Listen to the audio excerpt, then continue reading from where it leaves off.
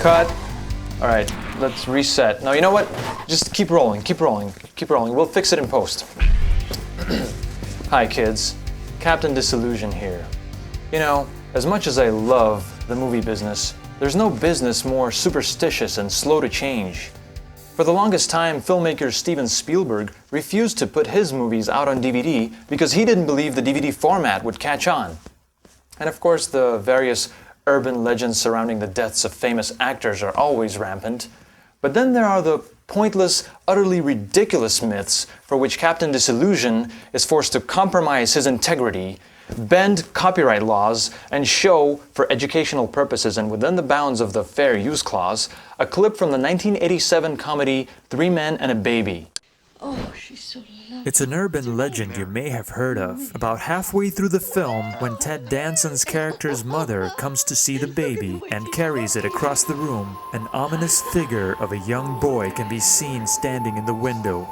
The story is, of course, that a family that lived in the apartment previously had a young son who committed suicide, and that the figure is his ghostly apparition. It has even been claimed that after this paranormal discovery, VHS re-releases of the film had the scene cut out of respect for the grieving family. There are only two problems with that story.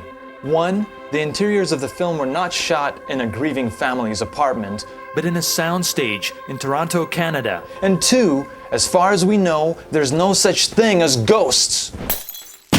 Yes, indeed. As already well explained by other sources, the figure is nothing more than a life-sized cutout of Danson's character Jack wearing a tuxedo and a top hat. The sequence explaining the origins of the cutout was cut out of the film, but for comparison, the cutout itself can be clearly seen in a later scene. It may be poor set decoration, but there's nothing supernatural about it. The slightly smaller size of the cutout and the way the curtains partially disguise it do make the figure look like a small boy, an illusion enhanced by the all-forgiving blurriness of VHS video. The good news is that as home video formats and web video sharing sites continue to improve in quality, we can look forward to fewer intentional and unintentional paranormal hoax videos. Oh, and as for the claim that the scene with the anomaly was officially removed from the 3 Men and a Baby video release, well, it appears that's not true either.